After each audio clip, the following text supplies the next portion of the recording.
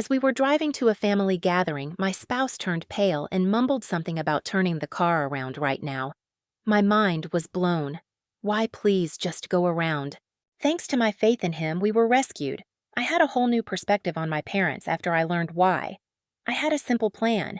Get in the car early, stock up on munchies in the back and coffee in the front.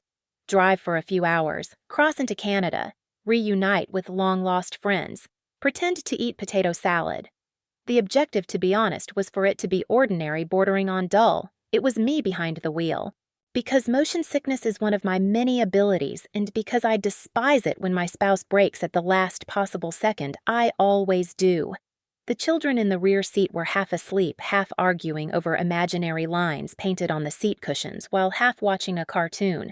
Their ages are 5, 7, and 10 respectively. A little mayhem in coordinating neck pillows. I didn't mind. Perfectly fine. Not spectacular. Not bad either. All that changed when he finally spoke. Get back on your feet at this second. At first, I was either non-existent or my reaction was superficial. I smirked or laughed. This is one of those automatic responses you make when you find something humorous but not quite hilarious enough to warrant a laugh. Why, I inquired. Please, just turn around, he murmured after staring straight ahead for a while and not responding immediately. Upon that realization, I realized it was no joke. No, my husband isn't a panicker. He is usually serene, and occasionally exhausted. Even in the face of a cooking fire, he managed to keep his cool. I opted to take the very last exit prior to reaching the border. As if the road were giving me a second opportunity, it softly curbed off. As soon as we got off the freeway, his muscles began to relax. He didn't cover it completely, but enough to show that he had been expecting something. Yeah, I said. Do you wish to inform me of the current situation? He expressed his disapproval by shaking his head. Simply get in your car and go. Where do you intend to drive? I am uncertain. Somewhere else entirely. It was becoming apparent to the children. Are we veering off course? My middle child inquired. We forgot something, I blurted without thinking. Excuse me. At a later time, I will reveal it to you. Is it snacks? Asked the youngest. I remained silent. For what seemed like an eternity, my spouse remained silent. It was quiet as we drove. 20 minutes, possibly longer.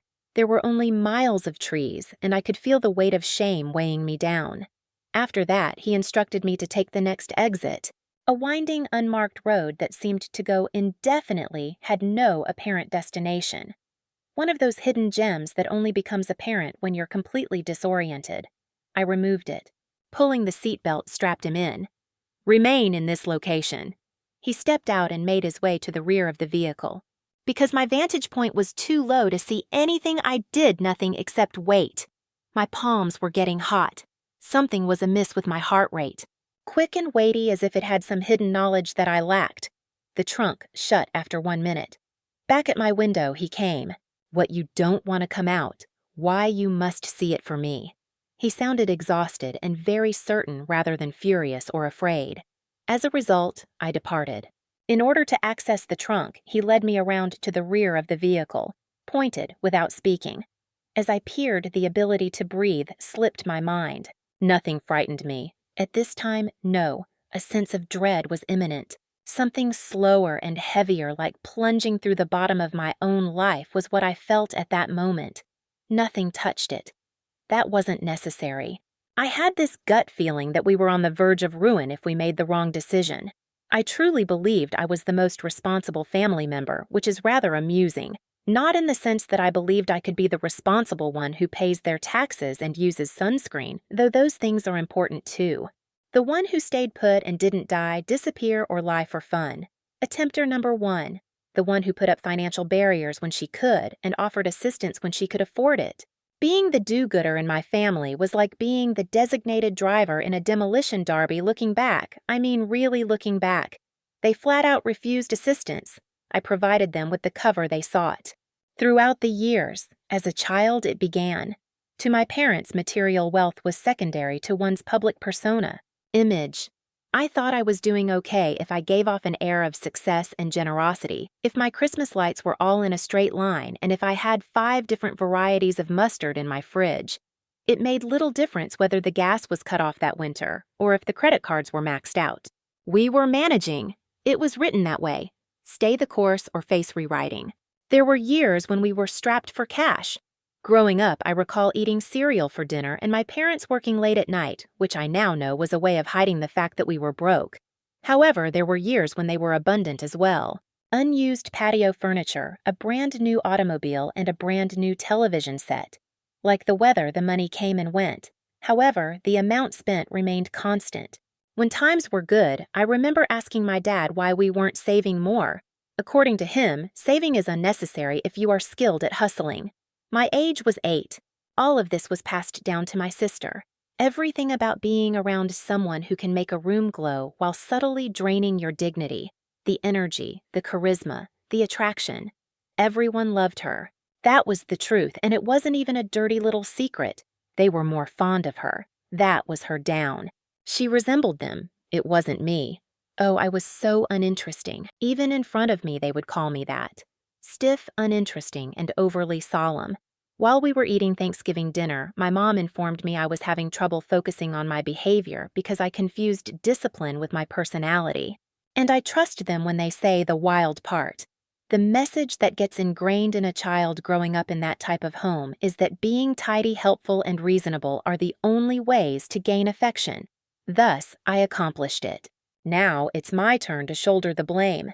They might contact for assistance with school applications or insurance claims. For example, when my sister was out of work for a while and needed a helping hand, all I could do was give, a moderate amount, enough to prevent complete disintegration. To avoid being the villain, just enough, no matter how much they aggravated it. Never mind that they couched each refusal in terms of egotism. But I still gave. I mean, they were my parents after all. Reason being, it seemed less difficult than the other option. Next, the rear-ended shifted. Approximately 4 months had passed prior to the journey. School was a real challenge for my nephew, who is my sister's son. Allegedly bullied, being out of place, spouse is worried, leaving the group. Some therapist supposedly suggested a more manageable setting after they had him assessed. They had discovered a private school. Extremely private. A hefty sum. And as they put it, it changed their lives. Clearly, they were strapped for cash, but they had secured his conditional acceptance in exchange for a deposit. A little assistance would have been enough, a tiny bit at most. For the sake of finality, obviously they would repay me. I felt my stomach drop the second their words escaped their lips. Not that I was unconcerned. Indeed, I did. Oh, that's just terrible. The youngster was good to me. I hoped the best for him. This design was also familiar to me. I was familiar with the beginning and the end. My response was negative. As if speaking to someone with a glass knife, I spoke it softly. Public schools are too expensive for me. I am a parent to 3 children. Public schools are not our specialty. Excuse me. They remained silent. They merely fell silent. Cold! Naturally, my mom said. It slipped my mind. Rules are in place. The two of us went silent for some time after that, not until the reunion was mentioned. Out of nowhere, everything was bright and cheery again. Upon seeing us, they were overjoyed. Things had been resolved for them. The academy, coming back together, the motorway route. Things were falling into place. Oh, I forgot to inquire about the method. My rationale was that it was none of my concern. They wanted to know if we could fit one more bag in our vehicle. They couldn't fit in their car because we had the SUV. Yes, I replied. Notify me simply. Just a few days prior to departure that happened. The red duffel was a gift from my dad on the morning of our departure as we were preparing to leave. He claimed they wouldn't fit in ours. That one alone. Taking it was mindless for me. Along with our bags, the children's school bags, and a cooler brimming with juice cartons, I simply dropped it in. Totally skipped unzipping it. I failed to notice the reason behind their unexpected calmness. Passed on inquiring about the newfound prosperity of those who had been berating me for my lack of assistance and were already having trouble paying for necessities like food, petrol, and education. As we pulled out of the driveway, they waved and grinned as if nothing were wrong. It was strange, I thought to myself for a split second. For a change, they seemed extremely content. That was a minor concern of mine at the time. Exactly the same bag. Another journey. I preferred to stay out of yet another family scandal. I wonder if my questioning was lacking. Perhaps I was overly innocent. He sounded exhausted and very certain rather than furious or afraid. According to him, you must see it. As a result, I departed. He escorted me to the vehicle's rear and unlocked the trunk, stopped talking. I merely unfolded a hoodie and unzipped the red duffel.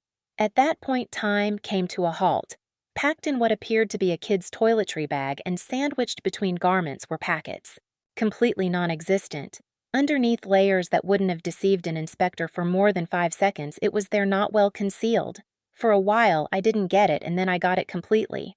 Nothing that didn't involve handcuffs, attorneys, or headlines, not vitamins, not medicine, and certainly nothing with any kind of purpose. Silence engulfed me. That is just not possible for me. My chest muscles tensed up. It was as if time stood still as I sank. Notice what they did. He said nothing about it.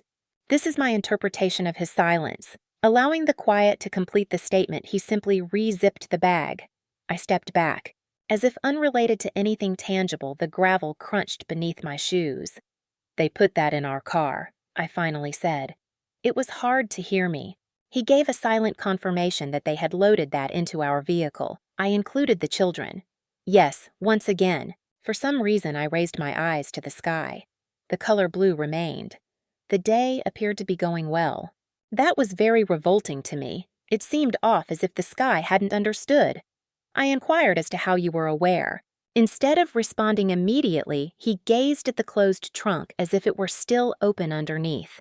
According to him, there was a certain expression on their faces and the bag's contents that gave us the impression that everything was taken care of and that it would be effective. In an apparent attempt to erase the recollection, he shook his head and shrugged. Throughout the journey, it occupied my thoughts. It hit me right before we crossed the border. His eyes landed on me. Although I was unaware, I was aware. What made things worse was that someone else had noticed what I had learned to ignore. I retraced my steps to the driver's seat, climbed in, carefully shut the door, and sat for a moment, allowing the heat to seep through the windshield as my hand trembled. I got in my car and hit the road. The children were quiet this time. They seemed engrossed in a cartoon.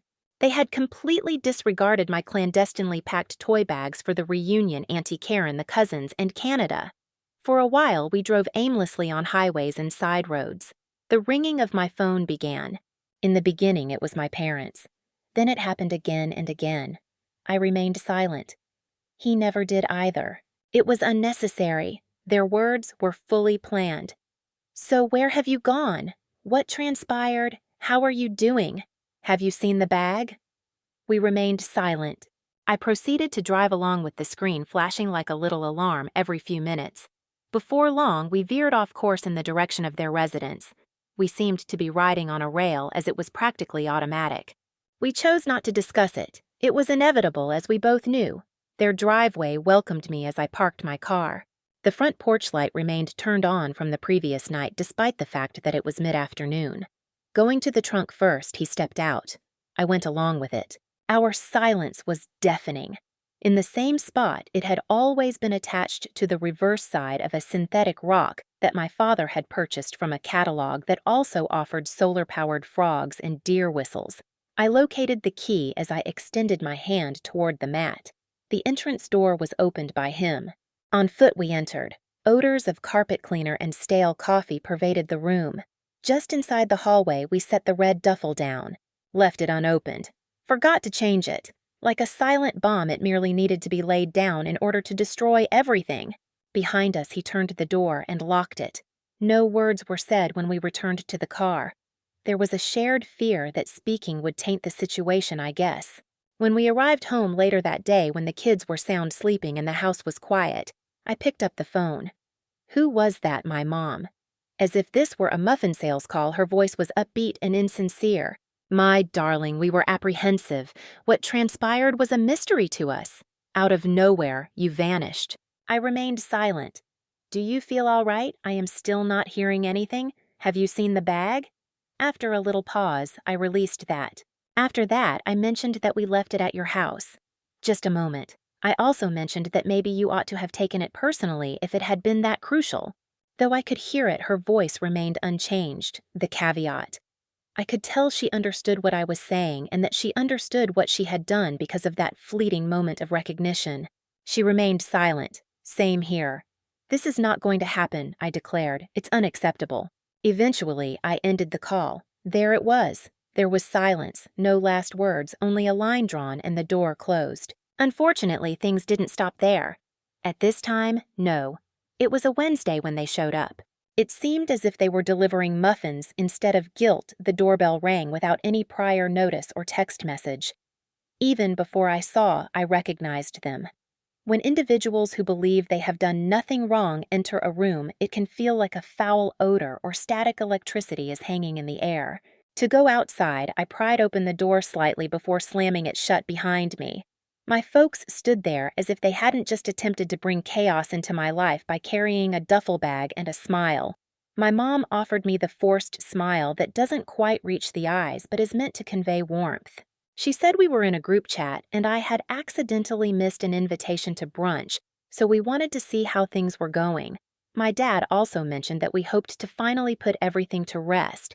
I waited, crossed my arms, and said nothing. We weren't aware of how much you grasped, my mom added after a moment of hesitation. The tell was right there. They were aware that I knew, but they had no idea how much I had allowed myself to believe. Do you mean the bag? I cocked my head. They both remained silent, which was a sufficient response. I suggested that you load it into our trunk while your grandkids ride shotgun in the rear. Mommy choked. To us, it didn't seem like much of a problem. Attempting to maintain an even tone, my dad assured me that it would be nothing more than a little assistance with the debt. Please don't help us. We were in a difficult situation, my mom said. Once again, the tried and true justification that you wouldn't be of any assistance was there. As if their treachery was an inevitable byproduct of my limits, or that this was merely a reaction to my lack of charity. I kept my emotions in check. I told you that you did more than betray me. You put our lives in danger. They remained silent. You put your granddaughter's son-in-law and grandkids in danger. My dad rolled over. My mother blinked as if she were attempting to cry, but she was unable to muster the tears. It's over, I said. Just don't come here or give us a call. The children are not visible to you. The end has come. I could almost hear the sound of her mouth opening as she spoke. The time-honored perhaps you'll calm down or you're being overly dramatic version. She simply reassured me that I would eventually come around. After making a U-turn, I retreated inside and secured the door. I also stopped wondering whether she was correct, something that has happened for quite some time. I picked up the kids from school 3 days later. They vanished. I was speechless as my stomach sank. As if she had just informed me that my house was on fire, I merely stared at the instructor. Oh, she informed me as if it were the most mundane matter ever. They had already been seized. The people who took care of you for you claimed you himself had requested it.